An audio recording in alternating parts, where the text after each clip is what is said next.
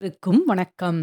இன்று சுபிட்சமும் சுகவாழ்வும் தரும் கேதார கௌரி விரதம் சிறப்புகள் பற்றி தெரிந்து கொள்வோம். தீபாவளிக்கு மறுநாள் இன்று பிரத்யேகமாக கௌரி தேவியை வழிபடும் வழக்கம் உண்டு. கௌரி தேவியை வழிபடுவது சகல தெய்வங்களையும் ஒருங்கே வழிபடுவதற்கு சமம் என்கின்றன ஞான நூல்கள்.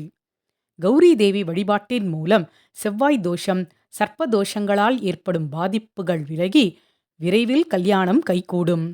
மனதுக்கு இனிய வாழ்க்கை துணை அமையும். வீட்டில் செல்வம், தானியம், கால்நடைகள் முதலான சகல சம்பத்துகளும் சந்தோஷமும் நிரந்தரமாக குடிகொண்டிருக்கும்.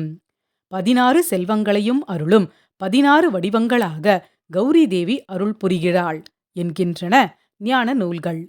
பௌர்ணமி நாட்களில் தேவியின் 16 திருவடிவங்களையும் தரிசித்து முறைப்படி வழிபட சகல சம்பத்துகளும் கிடைக்கும். திருவு உருவமாக அமைத்து வழிபட முடியாத போது 16 விளக்குகளை ஏற்றி வைத்து அவற்றுக்கு மாலை சூட்டி அவற்றில் அம்பிகையை நிலைப்படுத்தியும் வழிபடுவர். குறிப்பிட்ட சில தலங்களில் அருளும் அம்பிகையர் கௌரி தேவி அம்சத்துடன் திகழ்வதாக சொல்கின்றன ஞான நூல்கள்.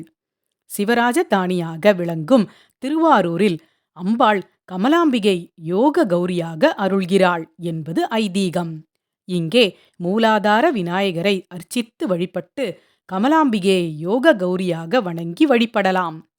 திருக்கடவூர் அபிராமியை அமிர்த கௌரியாக வழிபடுவர்.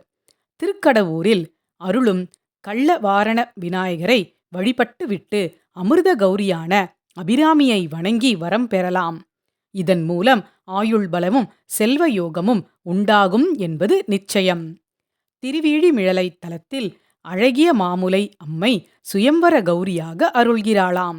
இங்கே படிக்காசு விநாயகருக்கு அர்ச்சனை செய்து அம்பிகையை கௌரி தேவியாக தியானித்து தரிசனம் செய்யலாம். இதனால் கல்யாண வரம் கிடைக்கும், மாங்கல்ய பலம் பெருகும். நன்றி. வாழ்க வளமுடன்.